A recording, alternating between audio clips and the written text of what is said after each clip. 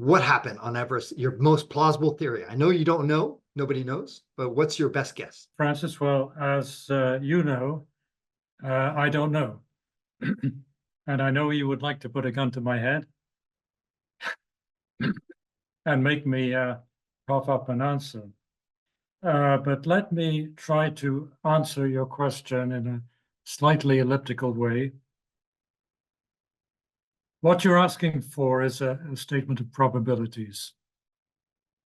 And I'm a mathematician, so I'm accustomed to dealing with probabilities. And if you permit me just a little bit of context, this book is the second in a series of 3, which I like to call a great 20th century mysteries. The first of them was D.B. Cooper and Flight 305, published by Schiffer of Athlone, Pennsylvania. In that case, I had data to work with. I had aeronautical data, I had weather data, I had factual data that I could process and arrive at probabilities. Now, in the case of Mallory, Irvine, and Everest, we are dealing with an almost complete absence of data. And if you're a mathematician and you want to make a probability statement, you do have to have data.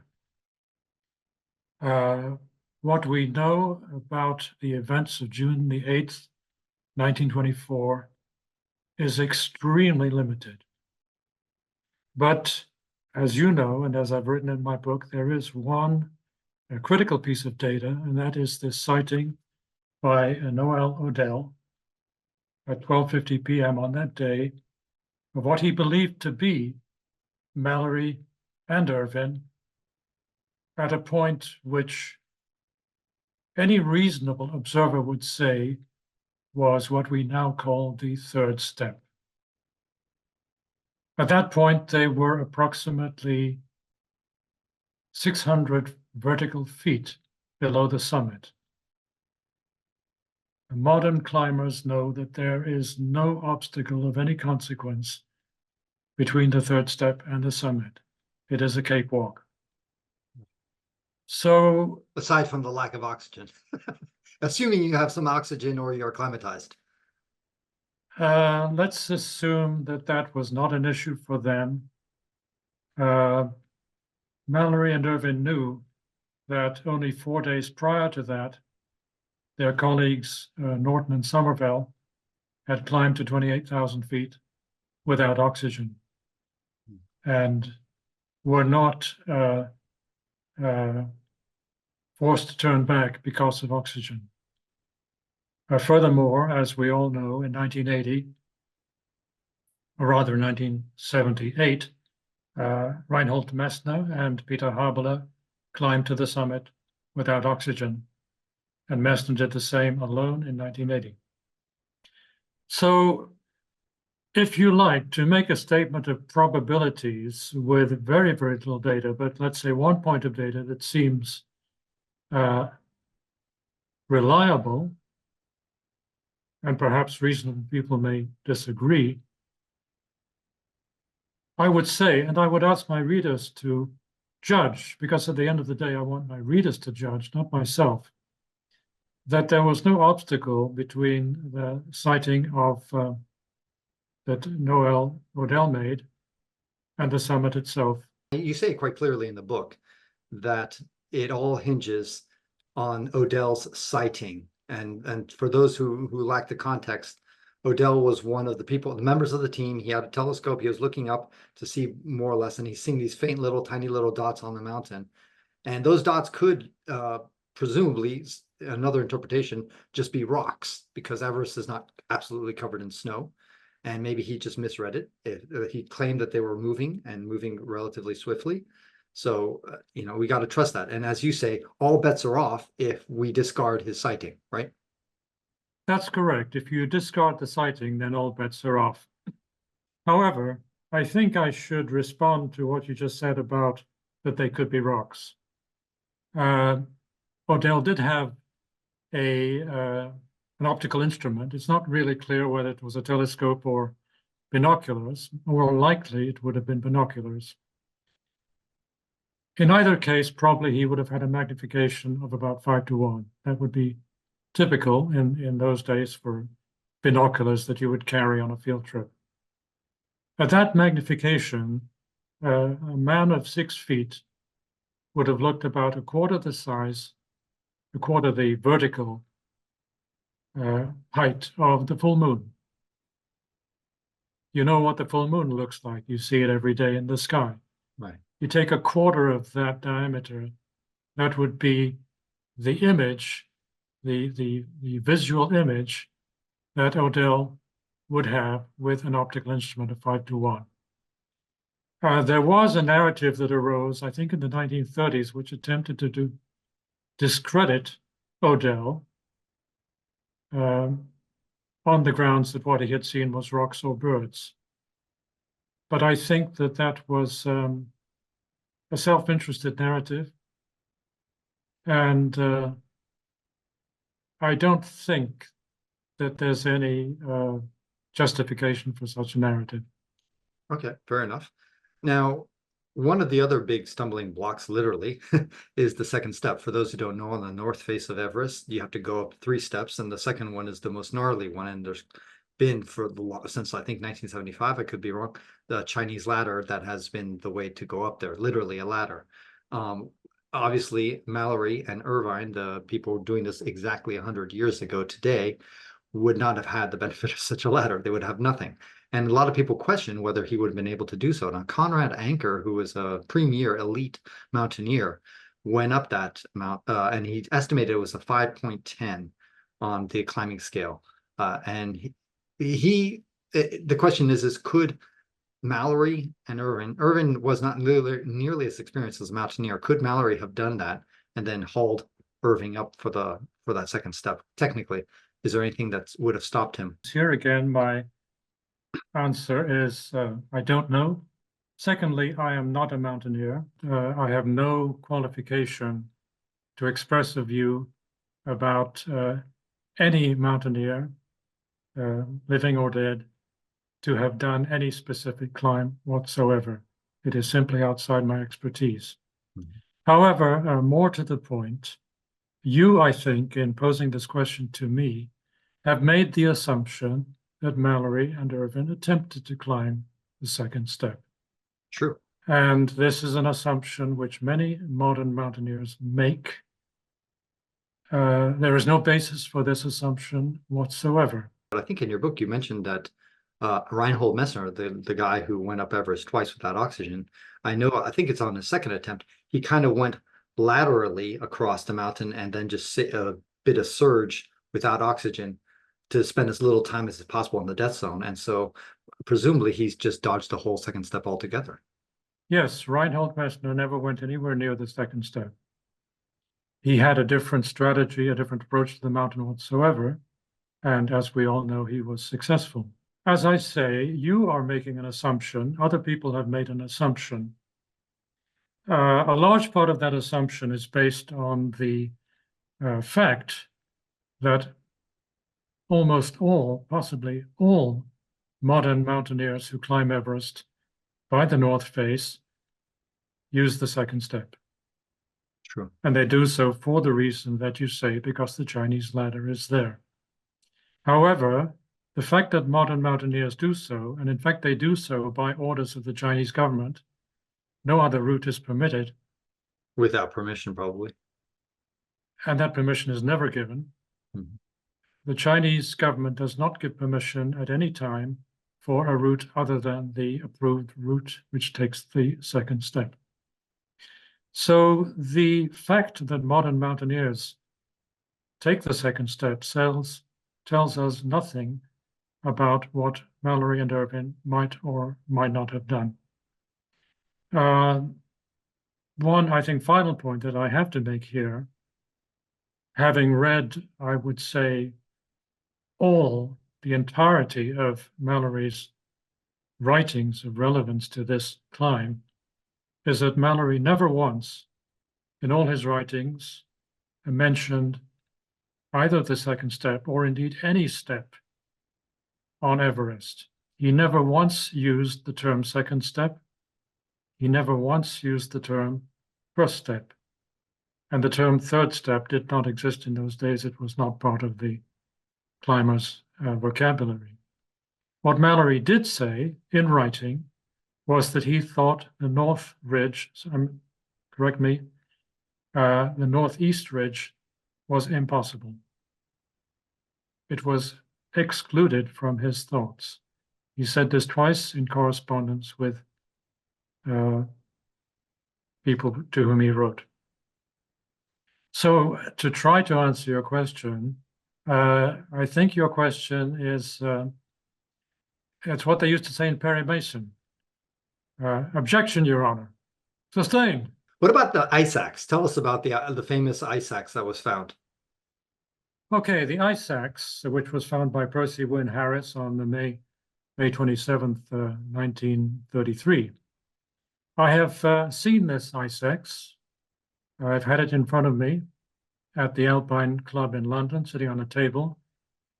I spent probably a good half an hour looking at it. I didn't touch it.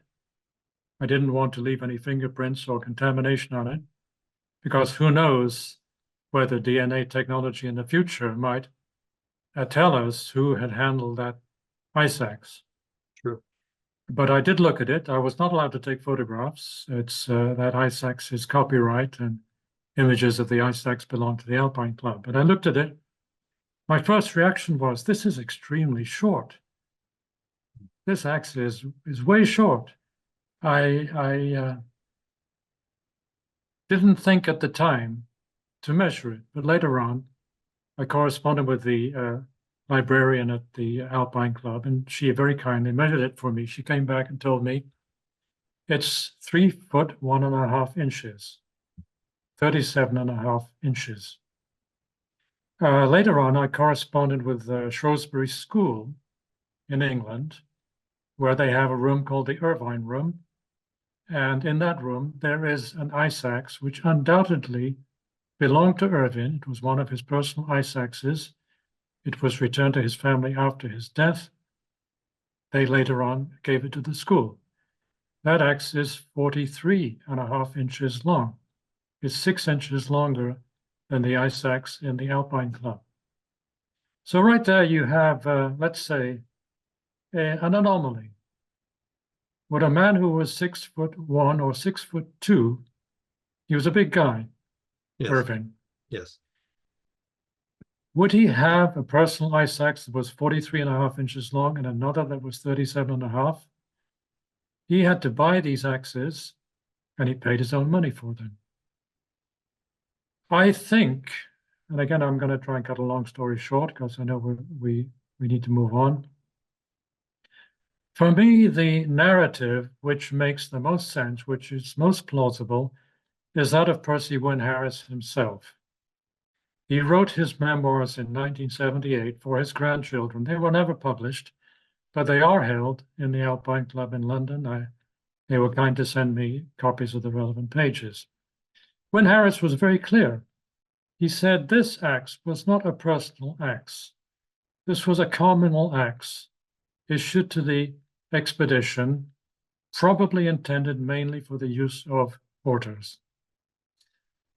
He furthermore believed that the marks that were later found on the ice axe, which I myself saw in London, were marks made on his instructions by his porter in order to distinguish this axe from any other axe, because Wynne Harris recognized the historical significance of the axe. Long story short, I think this was an axe that Mallory or Irvine had on them as a spare for who knows what reason, probably originally intended for a porter, but they had it on them. And I think it's most plausible that they left it there. They placed it there. One of them placed it there, probably as a marker. Let's say possibly as a marker. Maybe it was just an unnecessary encumbrance and they put it down. That's one possibility. another possibility is that it was a marker for something. If so, it could have been a marker for one of the oxygen bottles, such as the number 9 bottle, which was found about 15 meters away in 1999. Or it was a marker for a route of some kind. It was a marker to tell them that this is a place where we probably either want to ascend or descend. Let's leave this ice axe here. We don't need it. Let's put it down. Right, because it was found in a very strange place that would not be a typical place where you would have fallen or slipped, and it was just standing there as if it was just placed, as opposed to, halfway down the mountain or something like that. It was, in a very stable area where you wouldn't necessarily fall. It's not a high risk area, so that your logic there makes a lot of sense. The other thing that you could use such an ice axe for is not just as a backup, but also as a way to, for a tent stake, in other words, to keep something down, or as you say, a marker. I understand your logic there. You also mentioned that Mallory had a tendency to not keep a reserve. In other words, a reserve inside of himself. I'm not talking about a reserve ice axe, but a reserve of just energy, which is critical in mountaineering. You have to have some sort of reserve for emergencies because you never know when you need it. And he tended to push himself to the utter brink. Talk about that and where that may have gone wrong. Francis, I'm not sure that I actually said that in my book. I think you might be putting words into my mouth. Okay, sorry, I apologize. I thought I read that, but you could be right. You know what you wrote in your book much better than I do, so I'm going to take that back. I like to think I do, but let me try to respond to what you say. I would say that Mallory, the way I read Mallory's climbs, and I'm speaking of 21, 22, and 24, I would say that he was aware of what could and could not be done physically. I don't think I have seen any evidence that Mallory pushed his body beyond its limits. I can give you a number of examples. Let's take, for example, the 1921 climb, which was the first of the three. He reached the North Col. He looked at the North Ridge, which clearly was the route to the summit, and he pondered, should we try for another 500 feet? We can obviously do that. And he decided no. That's documented in the book of the expedition. It was something he could have done, but he said, no, there's no point. Nothing will be achieved by that extra 500 feet. Second example, the climb of 1922, he with Norton and Somerville reached 26,985 feet on the North Ridge. Again, they had no doubt that they could do another probably 300 feet. I don't know who made the decision exactly, but I think the decision was agreed. Mallory tended to be the decision maker in these circumstances, I feel. So I'm inclined to the view that Mallory said, this is as far as we need to go. We could go further, but this doesn't make sense. Let's turn back, which they did. Mm-hmm. So I think there are at least two examples of cases where Mallory made a decision to turn back, to turn around, when he could have gone further. So I'm not an adherent of the narrative that he was like a go for broke, what we say in French, jusqu'au boutiste. He was not a jusqu'au boutiste. I think that's the best I can say, Francis. Fair enough. I don't think that he would break the body. He would sometimes take risks.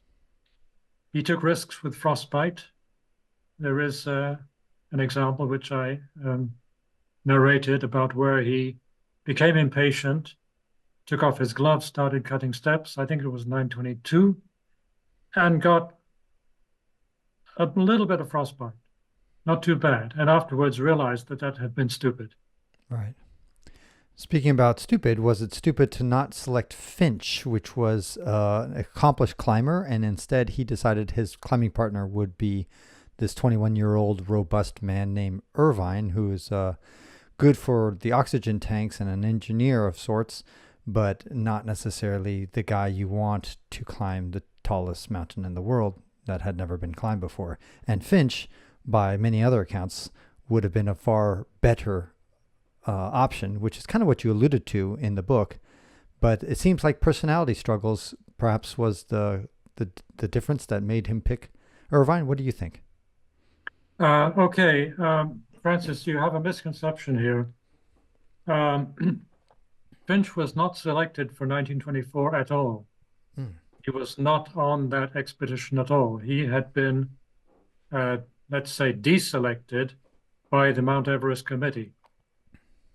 So although it appears that he wished to be on the expedition, he was not on the expedition at all. The choice that Mallory made in 1924 was not between Finch and Irvine, it was between Odell and Irvine. I see. Okay, thanks for clarifying that. Yeah, the alternative to Irvine was Odell. And here I would have to say it was a bad call. Was Finch a better climber than Odell? On track record, you would have to say yes. In 1924, Odell was unproven. On June the 8th, 1924, Mallory would have known nothing about what Odell was capable of. Odell had been, I think, not higher than Camp 5, which was 25,000 feet.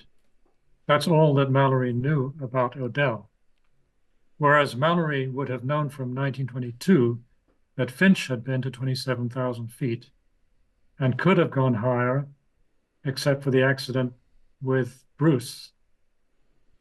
So Mallory, I'm sure, would have viewed Finch as a much better climber than either Odell, and of course, incomparably better than Irvine. However, that choice was not available to Mallory because Finch was not there. Understood now. But do you think it was wrong to not pick Odell? Yes, it was wrong. I would say that Norton, Colonel Edward Norton, attempted to make this point to Mallory on the evening of June the 4th, when Norton and Somerville returned in a state of terminal exhaustion from their climb. Norton was snowblind. He literally could not see. He shared a tent with Mallory on that night. And in the course of that evening and night, Mallory sprung it on him that Mallory intended to climb with Irvine, and Norton, in a very English way, which you can detect in his writings, was clearly shocked. This is very understated in the accounts, but you can see that Norton tried very hard to persuade Mallory not to take Irvine, but to take Odell. And Mallory declined. Norton was in no shape to argue. Had Mallory chosen Odell, I think history would have been very different. Interesting. So they might have made a round trip. Do you think that if Irvine died on the way up, that Mallory would have continued without him? I would say for me, it's impossible to answer that question. You're really asking me to reconstruct the personality, the character, the motivations of Mallory. And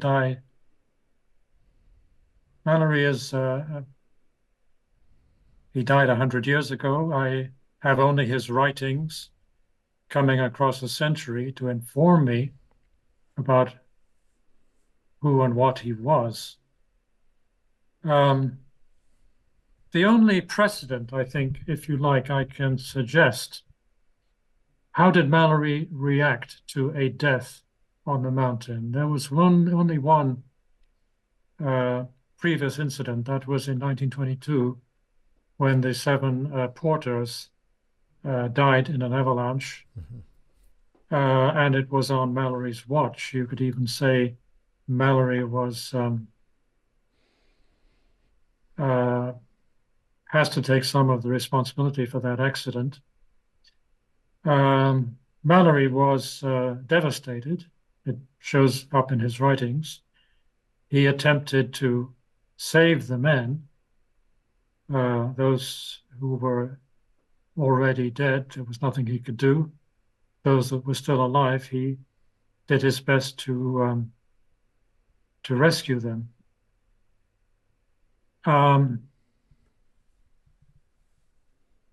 That's really about all I could say. We have no reason to believe that Irvine died on the way up. There's no logical reason why that should be the case. There is no obstacle between, as I said, between the third step and the summit. Irvine was a young man, fit, strong. Nobody falls on that stretch of the mountain. Nobody in good health dies absent a fall on that mountain. So the whole concept of Irvine dying on the way up seems to me very, very implausible. And yet, we have about 5 minutes remaining, and I just want to catch up a few other points. His body was, some people think he was found by the Chinese that said that they found an Englishman there. I think it was Wang who discovered it. And what I don't understand is how then the body would just disappear, assuming that the sighting was accurate. Well, that's correct. In May 1960, Wang Fuzhou, a member of the Chinese Summit Party. Let me back up a little bit. Wang Fuzhou and his 3 companions were on the Summit Party, which, as we know, they claimed to have succeeded.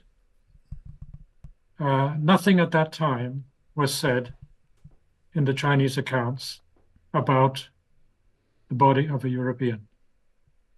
It was not until 5 years later, at a meeting of the Soviet Geographical Society in Leningrad, as it was, that it was reported that Wang Fuzhou had said, at 8,600 meters, we saw the body of a European.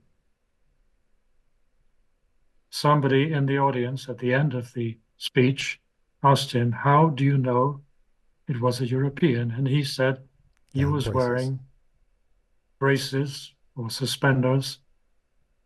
And that's how I knew. For me, it's one of the most extraordinary statements ever made about Everest. Not so much the statement itself, but the fact that in almost 60 years, that statement has never been either challenged or repudiated or confirmed. That body at 8,600 meters clearly could not be Mallory, who, as we all know, was found elsewhere on the mountain. Therefore, if Wang Fuzhou saw a European, it could only be, I could qualify this, but to keep things simple, I won't. It could only be Irvine. Why, now you ask, why would that body not have been seen ever again by all the thousands of climbers who have taken the northeast ridge route. Okay, I don't have an answer. I have never set foot on Everest. I can only, if you like, trying to juggle the probabilities. I have the feeling that the modern route is very, very narrowly defined. It's literally a few feet wide. It's on fixed ropes. You do not stray from it to right or to left, and you are not allowed to do so. And the Sherpas who normally are with you will make sure you do not. So I think that the question, why has that body not ever been seen again, is not so hard of a question to trip us up. If there's a body as much as 50 feet from the modern route, and if that body is behind a rock, if it is covered in snow, and snow is very often permanent on Everest, that body may still be there. Maybe global warming will melt the ice caps there. I mean, sorry, whatever remaining ice, and it will reveal it more obviously. Fascinating book that you have. I really recommend it for anybody who's even remotely interested in the Mallory Irvine Everest saga. It's been an absolute pleasure. Thank you. To read the book. For those who want to dive into the details, we have just skimmed the absolute surface. It is an incredibly well-researched book that dives into all the nitty-gritty details about this 100-year-old mystery that we're celebrating today, June 1st, 2024, of Mallory's and Irving's attempt and depth on Everest. And I highly recommend getting there. Thank you so much for writing this book, Bob. Thank you very much, Francis, for your kind words, and thank you very much for having me on the show. It's been a real pleasure. I hope that your listeners will be informed, educated, inspired, and perhaps will be motivated to form their own view about what we've discussed. That is what I love about the book, is that you don't impose your viewpoint at all. You just share the facts. You share the probabilities like a mathematician. And I think that's a wonderful way for let the reader decide what really happened on that fateful day 100 years ago. Again, thank you again, Rob. And I'll put a link in the show notes to how to purchase the book. And I wish you the best. Thank you, Francis. Thank you.